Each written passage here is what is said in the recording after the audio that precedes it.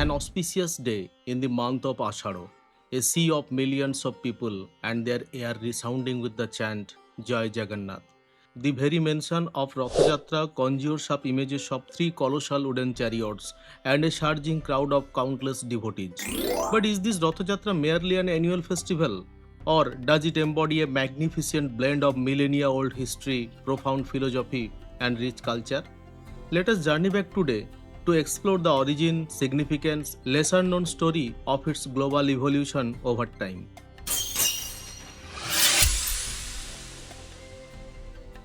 In Sanatan Dharma, the idols of deities are typically depicted as flawless and exquisitely beautiful.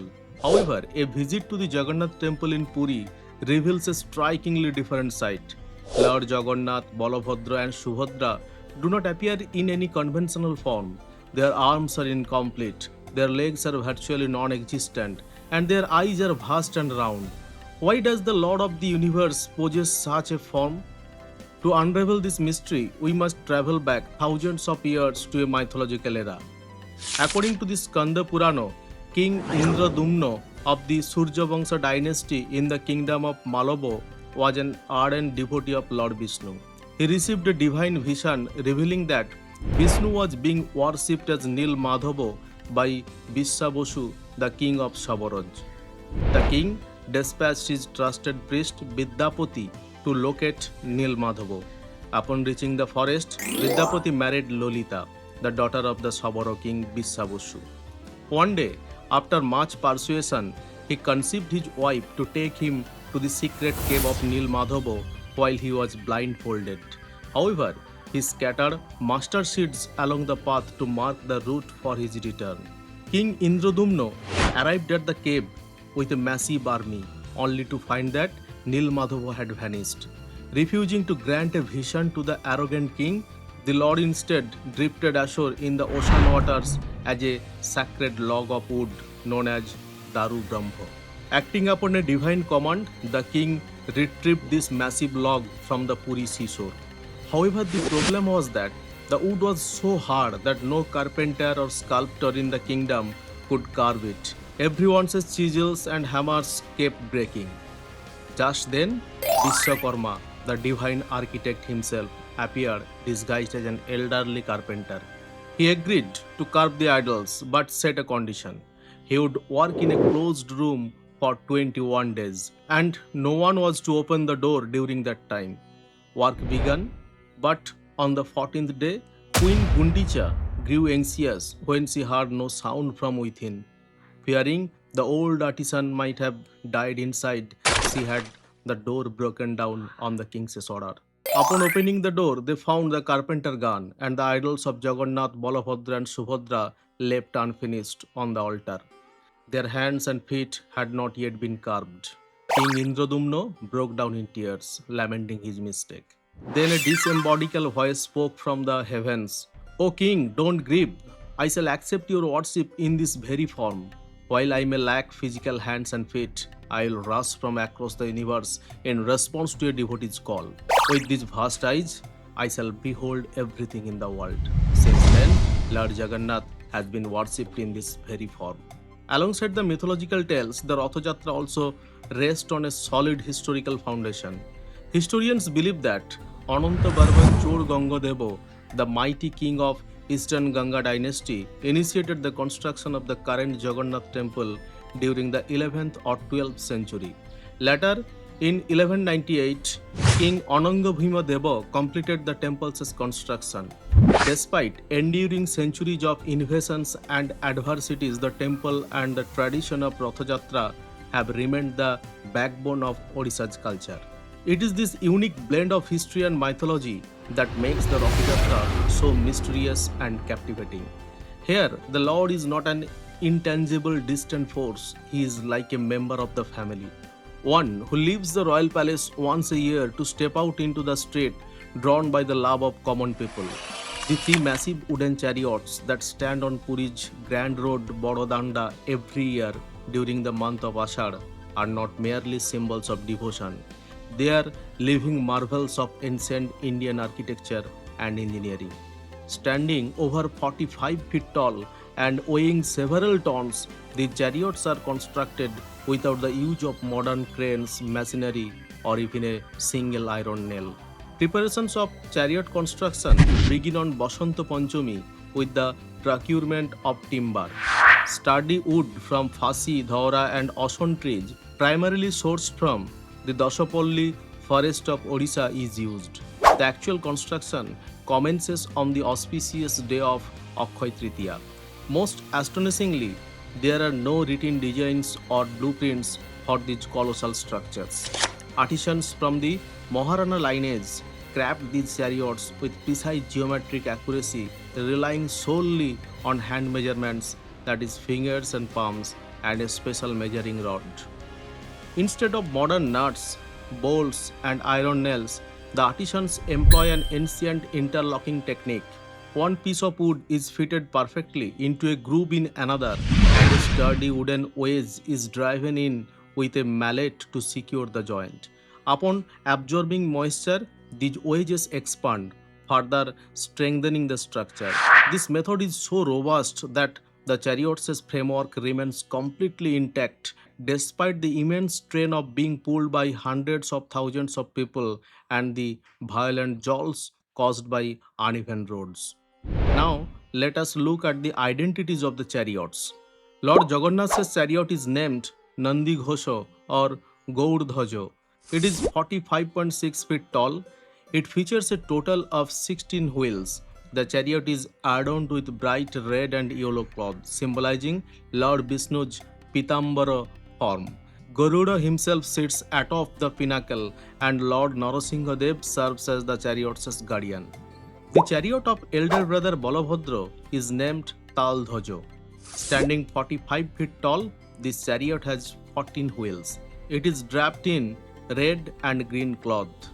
It is named Taldhajo because the chariot's flag bears the symbol of palm tree. Since Balarama is the deity of agriculture, the color green is used to symbolize fertility and new life. The chariot of his sister goddess Subhadra is named Darpadalana or Devdalana, which means the crusher of pride. Among the three chariots, it is slightly smaller in size, standing at a height of 44.6 feet. It has 12 wheels. This chariot is wrapped in red and black cloth. The black color symbolizes the power of the mother goddesses or goddesses Kali. Typically, worship inside the temple is governed by various rules, rituals, and boundaries. Yet, once a year during the month of Asharh, when Lord Jagannath leaves his jeweled throne to descend into the public streets, all such distinctions seem to vanish in an instant. Ratha Yatra is not merely an ancient religious festival, it stands as a shining testament to one of India's oldest traditions of egalitarianism and cultural unity. The word Jagannath translates to Lord of the Universe. To him, there are no distinctions based on status, wealth, or caste, be it high or low. The greatest cultural significance of Ratha Yatra lies in its universality.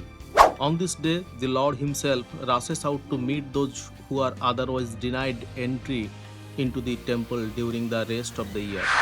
As the massive chariot ropes are pulled, no one asks about the caste or social identity of the person standing beside them. United by devotion and love, everyone is equal. The most remarkable example of this egalitarian spirit is the ritual known as Chera Pohara. Just before the chariots are pulled, the reigning Gajapati king of Puri appears in royal attire and sweeps the path around the three chariots with a golden broom. This extraordinary scene imparts a profound philosophy. In the eyes of the divine, there is no difference between a king and a humble sweeper. True righteousness lies in renouncing power and ego to serve humanity. Ratha Yatra is a celebration of joy, and its ultimate destination is the Gundicha temple in Srikhetra Puri, often referred to as the Aunt's house or Mashir Badi of Lord Jagannath. While it is popularly known as the Mashir Badi, mythology reveals that Gundicha was the queen of King Indradumna, the founder of Puri's Sri Mandir. Moved by Queen Gundicha's deep devotion and love, Lord Jagannath granted her a boon. Every year during the month of Asharh, he would visit the queen's palace accompanied by his elder brother Balabhadra and sister Subhadra. The temple is named Gundicha Temple in memory of that queen. It is also known as the Lord's birthplace or the Aropa Mandapo. Upon arriving at the Gundicha temple, the divine siblings receive royal care and hospitality. Just as the main Sri Mandir, 56 types of offerings, that means 56 bhog, are presented here daily. However, the most special attraction here is the Pora Pitha, a roasted cake made from rice, jaggery, coconut, and ghee, which is the favorite of Lord Jagannath. Legend has it that the Lord spends these 7 days at his aunt's house in such bliss that he even forgets about the Sri Mandir. Yet, amidst this joy, a dramatic event unfolds. On the 5th day of the Ratha Yatra, the ritual of Hera Panchami observed. Goddess Lakshmi becomes furious because her husband Jagannath has left her behind and gone to his aunt's house. She travels in a palanquin straight to the Gundicha temple.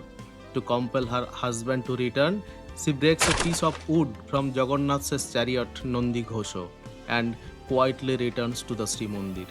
This tradition, depicting the sweet lovers' step between husband and wife, is still celebrated in great grandeur in Puri. After 7 days of joy, offerings, and the appeasement of Goddess Lakshmi at the aunt's house, the time for the return journey finally arrives. On the 10th day of the bright fortnight of the month of Asharh, that is Asharh Shukla Dashami, Jagannath, Balabhadra, and Subhadra return to their own abode, an event known as Bahura Yatra or Return Chariot Festival. The chariots, constructed over 58 days through the tireless efforts of nearly 200 artisans, are dismantled after the festival. Remarkably, the vast quantity of wood is then used as fuel to cook the Mahaprasad in the Jagannath temple's famous kitchen. Thus, the Ratha Yatra completes a unique cycle of creation, celebration, and dissolution. When we think of Ratha Yatra, Puri is the first place that comes to mind. Yet over time, this ancient festival has not remained confined to the borders of Odisha. Carried by the tide of devotion, it has spread across the heart of Bengal as well. When the topic of Ratha Yatra in Bengal arises, the first name that comes to mind is the Mohesh Ratha Yatra in Srirampur. It is the second oldest Ratha Yatra in India and the oldest in Bengal. With a history spanning over 600 years, the story of the Mohesh chariot is no less fascinating than that of Puri. The Mohesh Ratha Yatra began in 1396. A Bengali ascetic named Dhruvananda Brahmachari had travelled to Puri with the desire to personally offer bhog, that means ritual food, to Lord Jagannath. However, temple regulations led the priests to prevent him from doing so. Hurt and aggrieved, the ascetic began a fast. It was then that Lord Jagannath appeared to him in a dream and commanded, "Return to Bengal, a neem log will float to the Mohesh Ghato on the banks of the Ganges. Carve my idol from it." Following this divine instruction, the idols of Jagannath, Balabhadra, and Subhadra are crafted from the sacred wood Daru Brahmo, retrieved from the Ganges and installed at Mohesh. The sanctity of this holy land of Mohesh was further elevated when Sri Chaitanya Mahaprabhu himself set foot there. Upon seeing the idol of Lord Jagannath, he was so overcome with spiritual ecstasy that he named the place Nabonilachal or New Puri. It was after his arrival that the popularity of the Ratha Yatra in Bengal reached new heights. In the past, Mohesh also had a wooden chariot, but it was repeatedly destroyed by fire and structural collapse. Subsequently, in 1885, the renowned Martin Band Company constructed a massive iron chariot with financial assistance from Dewan Krishna Chandra Bosu of the Bosu family of Sambajar. It stands approximately 50 feet tall and weighs around 125 tons. It features 12 massive iron wheels and is designed in the style of Bengal's traditional Navaratna temple, a structure characterized by 9 spires. Transcending the boundaries of Puri in Odisha or Mohesh in Bengal, the Ratha Yatra is no longer merely an Indian festival. Have you ever wondered how Lord Jagannath made his way to the streets of New York, the bustling thoroughfares of London, or the foot of the Eiffel Tower in Paris? The most significant chapter in the global evolution of the Ratha Yatra was written several decades ago in 1967. It was then that the Ratha Yatra has held for the first time in San Francisco, USA, under the initiative of A.C. Bhaktivedanta Swami Prabhupada, the founder of the International Society for Krishna Consciousness or ISKCON. Perhaps no one at the time could have imagined that the humble journey, which began on a small open truck, would one day evolve into a global spiritual revolution. In the 1960s, amidst the wave of materialism and hippie culture in the West, the initiative by Swami Prabhupada offered a new direction. Transcending the barriers of race, religion, and skin color, thousands of young people from abroad immersed themselves in the rhythmic beats of khol and kortal. They discovered a profound sense of spiritual peace while pulling the chariot ropes. The Ratha Yatra transformed into a global carnival of joy and unity. This global journey of Lord Jagannath teaches us a virtual lesson. Devotion knows no boundaries of geography, language, or skin color. Today, the Ratha Yatra is no longer merely a Hindu or Indian festival. It is a celebration for all of humanity. It conveys a universal message of equality, peace, and global brotherhood. This journey of Lord Jagannath, which began at the temple in Puri, has now conquered the entire world. He has truly proven that he belongs not just to Puri, but is the Lord of the universe. Best wishes to everyone on the occasion of Ratha Yatra. Jai Jagannath.